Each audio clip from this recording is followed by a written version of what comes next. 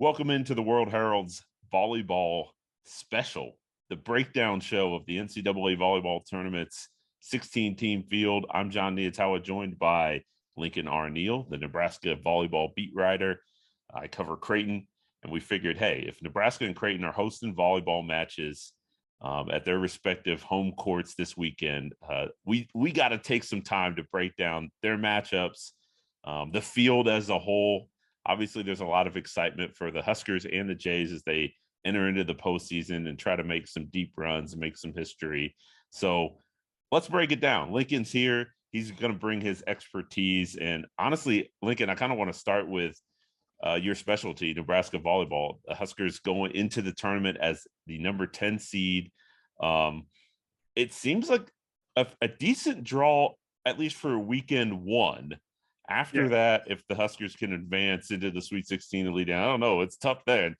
I guess what was your perspective, though, on the selection committee's decision, how they laid it out for the Huskers, not just weekend one, but beyond? I really thought Nebraska could land anywhere from maybe 8 to 12 region seeds based on where they kind of were, RPI, rating, strength of schedule, and also finishing runner-up in the Big Ten gave them a little bit of credit with the selection committee too. So to finish up number 10, not that bad. I think ideally they would have liked to be in Pitt's region. I think everyone wants to be in Pitt's region. Everyone's afraid of undefeated Louisville and some of the other top seeds.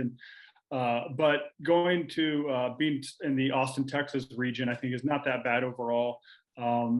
It's a lot of teams Nebraska is very familiar with, and I think the first weekend really sets up well for them. So I got to do a little bit of learning on who and where Campbell is and what kind of they bring to the table too. But after that, I mean, Kansas State and Florida State are coming into the Devaney Center. Nebraska played Kansas State earlier this year, so very familiar with the Wildcats. So the first weekend, I think, like you said, it really sets up well for Nebraska to hopefully get through and make it to the Sweet 16. And after that, you got the Big 12 champion in Texas, possibly waiting. You got the Pac-12 champion in Washington waiting, and the SEC champion in Kentucky, all kind of converging on Austin, Texas. So I think that'll be a little more wild and unpredictable, but I think once Nebraska gets there, they will take their chances. Yeah, I think Texas's coach commented to the media,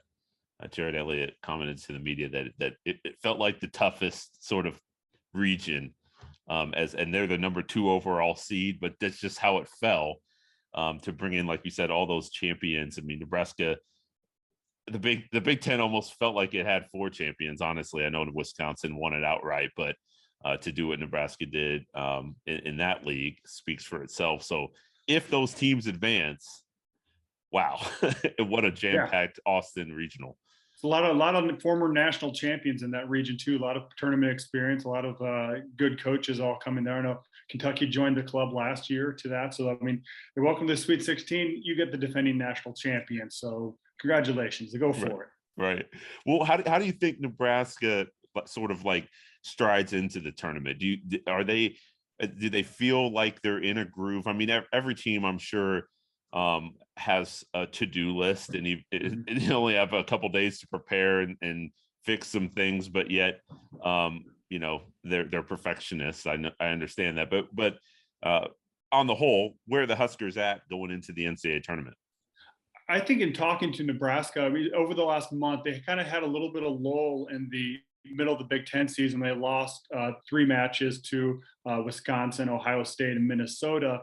And after that, they kind of maybe figured things out. And we're really kind of crescendoing to the last week of the season, I think. But then you run into Wisconsin again, and they do take a set off Wisconsin. So that's more than they've done in recent history. So maybe that's a progress forward. And then I think they really played one of the better matches of the year to close out the regular season against Purdue. But I think Nebraska still has a lot of question marks too. I mean, mainly at that outside hitter position. Lexi Sun was put back into the starting lineup kind of later, middle of the Big Ten season, but she kind of struggled late. And Allie Batenhorst came on against Purdue, played okay. And then at right side too, you've both seen Lindsay Krause and Whitney Lonstein have kind of played musical chairs of who's having a good night. I mean, maybe that's a good thing, and that if a player is struggling, Nebraska has options to go to and find the hot hand, or if they don't need to switch because the starter has the hot hand too. So they have options there. But I think the one thing Nebraska can count on and has been reliable for almost all the entire season is their defense, led by that freshman libero Lexi Rodriguez. Their floor defense has been exceptional, and you really saw even against Wisconsin.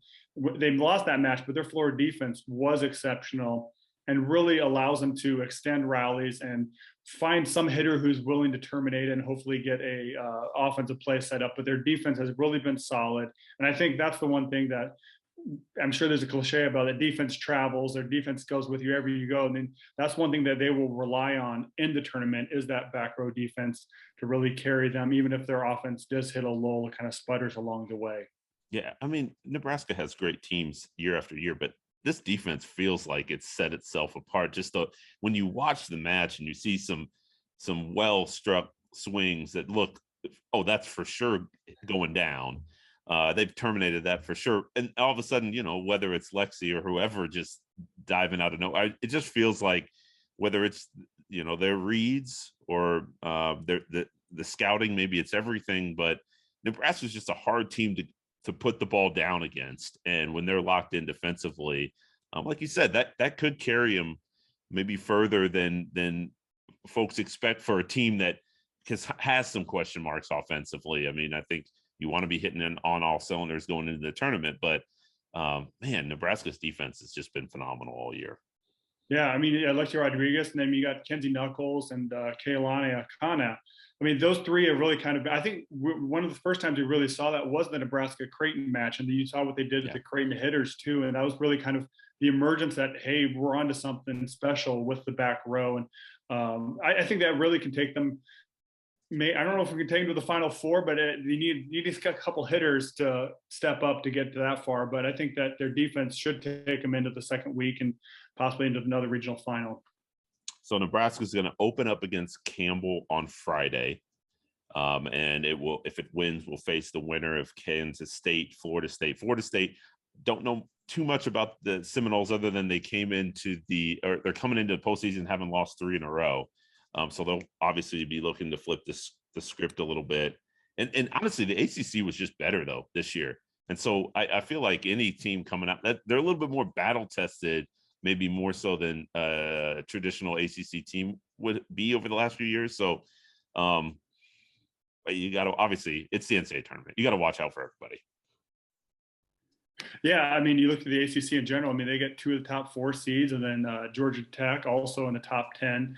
So they do bring a lot of experience. I haven't started to dig in deep on Florida State too, but I think that I think the first weekend for especially the seeded teams, a lot of the times it's what you're doing on your side of the net, taking care of your issues. And really doing a lot of game planning for specific matchups too. And I think that will be Nebraska's case that first weekend is whoever they play, should they beat Campbell, which I think they have fairly good odds to do so. Is taking care of business, whether it be Kansas State or Florida State. And I think you mentioned. Yeah. Oh, sorry to interrupt, but did John Cook mention the Kansas State upset? Did he bring that up yesterday? Oh, he definitely. Yeah. That was one of the checklists that he did. So whenever Kansas State comes in tournament, he references that 2011 match. So you can't look past that second round when Kansas State upset Nebraska when they were the number 2 overall seed. You can't take anything for granted that first weekend. And whenever, especially the Wildcats come to Lincoln, John Cook will reach into his bag and play that card, right, and really play that up to the players. So yeah, that'll be it'll be interesting to see how the Huskers handle those tests. Here in Omaha, Creighton's going to be hosting for the 3rd time in 5 years. The Jays are the number 14 overall seed. They'll start their NCAA tournament experience on Thursday, playing against Ole Miss. And then if the Jays win, they would play either Oregon or Kansas. So that I think it's actually it's a decently tough regional or pod, whatever you want to call it, for Creighton. But I mean, honestly, Ole Miss might be the toughest opponent for a host of the top 16 teams first round. But Creighton had potentially, I mean, Stanford was sitting out there as a team that could go anywhere and ended up going. Where did Stanford land? Minnesota. Yeah, yeah. So Stanford was out there with that pedigree. That's a team you probably don't want to see, even at home in the second round if you're able to make it. And Penn State is another team that was kind of just floating out there, like, where is Penn State going to land? And they're going to potentially have a matchup against Pitt, which would be, that's not an ideal matchup for a Creighton team. So that's one of the toughest, second round matches in the right. whole bracket. Pitt, So congratulations. Here's Penn State. Good luck. So the fact that Creighton does have to open with Ole Miss it's going to be a tough challenge, obviously, but they didn't have to also get Stanford or Penn State. Oregon's going to be, it's a good team from the Pac-12, another battle-tested squad, and Kansas is a team that Creighton knows really well. They haven't played in 5 years, but they played a lot over the years under Kirsten Bernthal Booth's tenure. So it's going to be a difficult pod, but for the Jays' sake, I think that they dodged a little bit of a bullet, honestly, in the long grand scheme of things.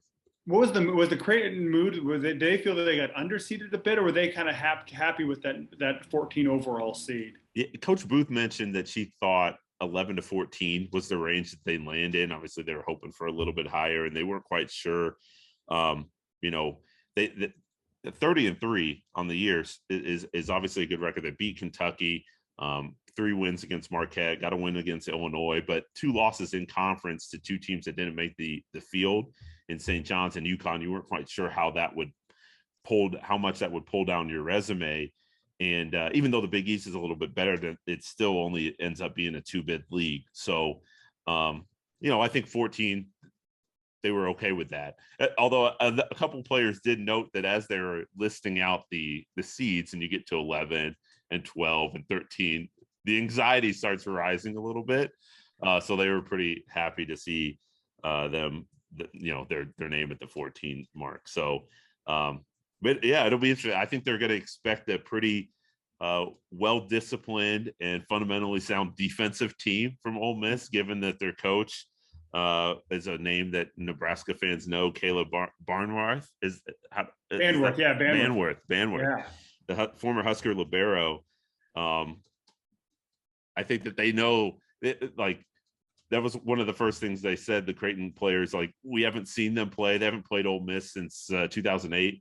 Well before Kayla took over, but they know they're going to defend. So it could be a tough battle because Creighton's actually defense has been Creighton's calling card, especially here down the stretch. The Jays they actually lead the country in opponent hitting percentage at .117, and they've been able to establish their block. They serve tough enough to keep teams out of system, and their back row players have been consistent enough to really make things tough on opposing teams.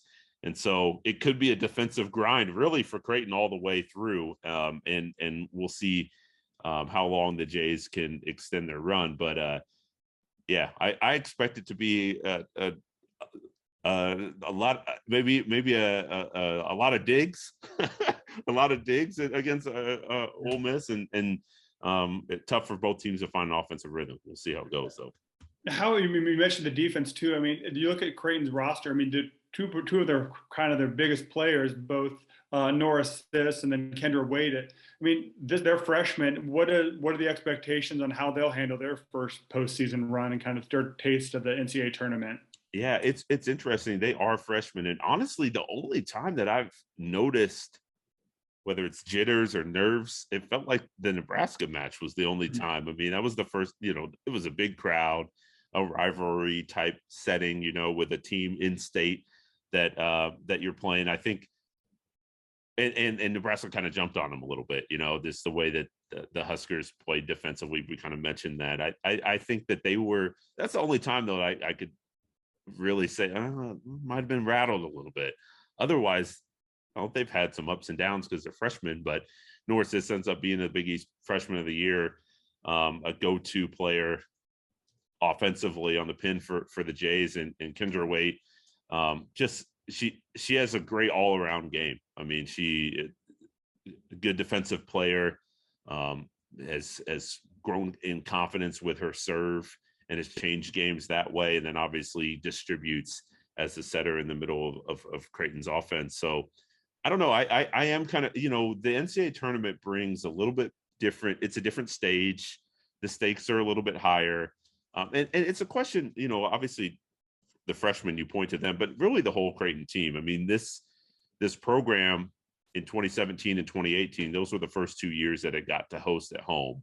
Mm-hmm. And you think back at kind of the arc of where Creighton was in 2015 and 2016, those teams had to go on the road and they made runs in the NCAA tournament, Elite Eight and Sweet 16. But that core group of players, they talked about, hey, that was difficult. Let's actually have home games, to start the tournament and see how far we can go. And I don't want to say that the pressure was too much. But they got beat, 2 times at home in the second round of the NCAA tournament, got beat.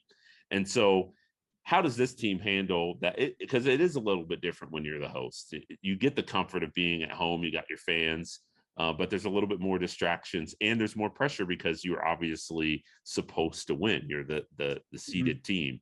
And so how does this team handle it? I think it is a question for the freshmen, the moment, the stage, but also some of the veterans who just haven't been in this position before. Creighton just feels like an underdog team, right? That's what their moniker should be, but yet they aren't, and they won't be this weekend. So how do they carry themselves? And honestly, playing in the Big East, they've dealt with that target on their back. They know what that feels like, but the NCAA tournament just a little bit different and a little bit different level of teams. I mean, everyone that you play is good, and obviously for Creighton, certainly you're going to play the 5th place SEC team right off the bat, and then potentially an Oregon squad or a Kansas squad that is very capable. So that'll be a question for the entire squad. But I know they're really eager to give it a go and see what they can do.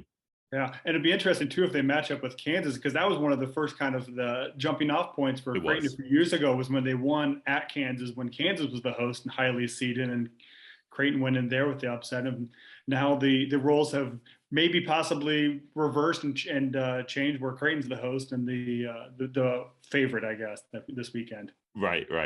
So we'll see if we get that matchup. That'll be pretty juicy. A lot of good storylines to revisit too in the second round if that happens. So it should be fun. And I mean, you mentioned this. You wrote about it a little bit in your write up, talking to some of the Husker players.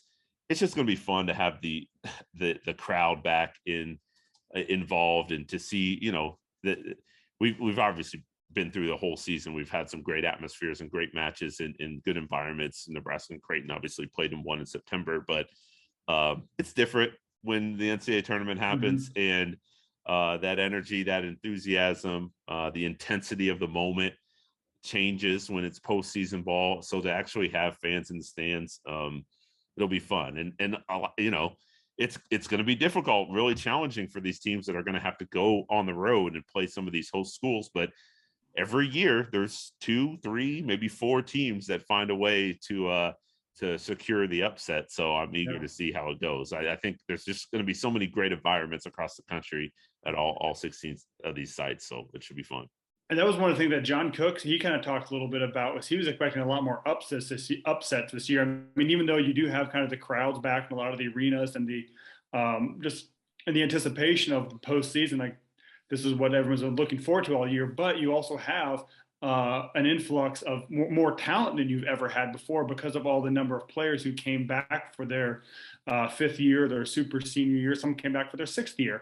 And I think that makes maybe this tournament overall a little more unpredictable, and maybe a lot more, especially maybe not in the first weekends, but maybe the second weekend, a lot more of those upsets and kind of the seeds get thrown out the window a little bit. Yeah. We'll see how it transpires for sure.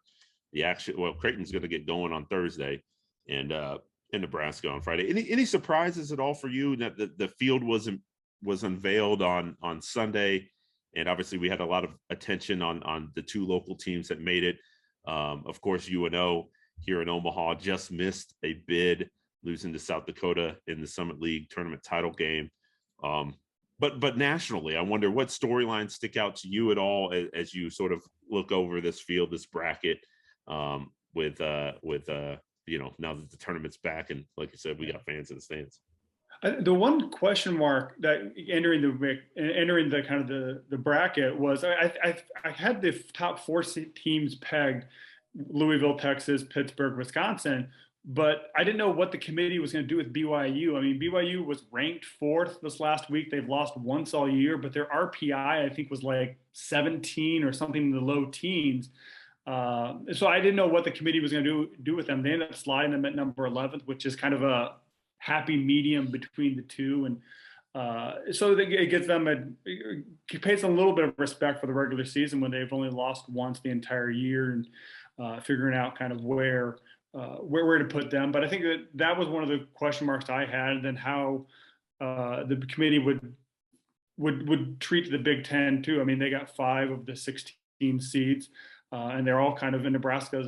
Minnesota's the lowest, number 12. So you have, I think, Purdue's 6, Ohio State 7. So I think the Big Ten got 8 teams in total and 5 seeded teams. So it shows the kind of the depth of the league overall, and that was the most of any conference. So that was one of the things I was looking. I don't know if it's a surprise, but kind of it was just looking to see how all that played out, and they got a little bit of respect and kind of showed that they had gone through the grind and beat each other up a little bit, but had earned their spot in the seeded teams. It is interesting just the way that volleyball as a sport, the power conferences kind of dominate the play, right? So as a committee, how to distinguish between some of the other leagues, the top teams in the other leagues, and how they might compare if they had to go through the gauntlet of the Big Ten or the Pac-12 or the ACC, Big 12. I mean, I looked at it. It's 32 at-large teams, and 28 of them are from Power 5 schools. Mm-hmm. So the 4 outliers, I guess, the non-Power 5 at-larges were Pepperdine, Marquette, Rice, and San Diego. And so how you look at resumes and try to determine and try to make those comparisons, I don't know. It just seems really challenging. And so, if you're outside of that Power 5 window, like at Creighton, you do have to, you really have to prove yourself and avoid, Creighton's 30-3. You mentioned BYU with just 1 loss. Like you have to really leave no doubt, it seems like. I think if you do that, the committee will reward you, Creighton and BYU being 2 teams that have earned a top 16 seed. But the sport's just so dominated by the Power 5 leagues that, it's hard for those outside of that.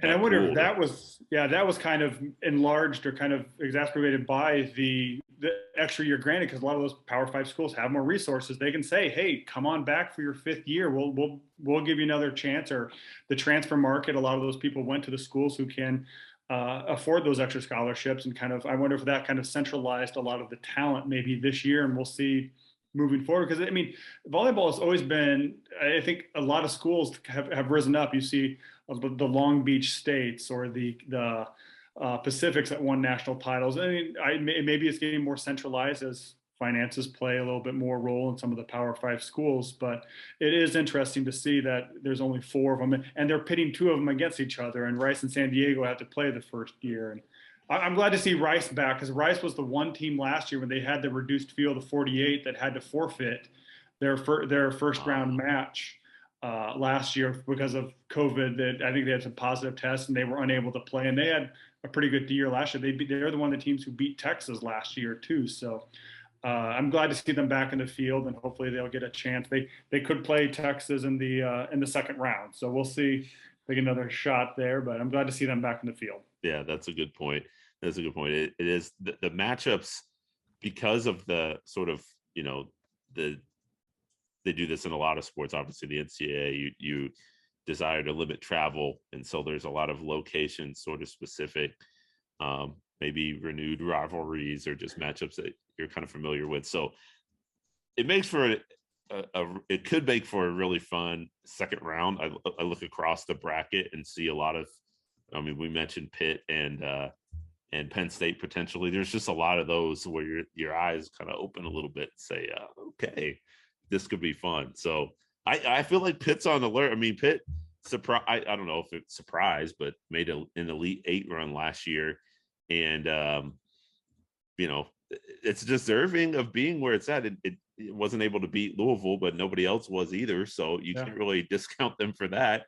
But to have to go up against Penn State, even though it is at home, man, that's challenging. So yeah, it's gonna be interesting too because they played Louisville last Wednesday and they didn't have the two-time ACC Player of the Year, Kayla Lund, wasn't playing for them, so they get her back. Hopefully for the tournament, we'll see kind of how that influences. So, but they still, without her, were able to take Louisville to 5. And give a shout out to Springfield native Sabrina Starks from the Platteview graduates. So hopefully, I remember she had a big following last year when the Pitt made that run to the Elite Eight in Omaha. So hopefully, good to see another local girl do some good on the volleyball court.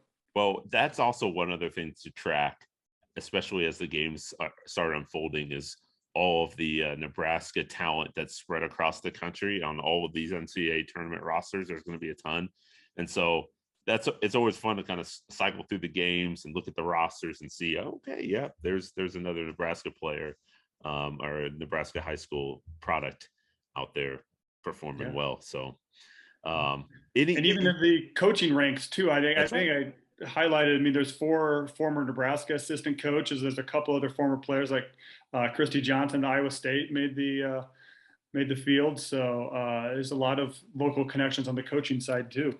That's right. Iowa State, one of 3 Big 12 teams that was listed as the last 4 in. I thought that was interesting there.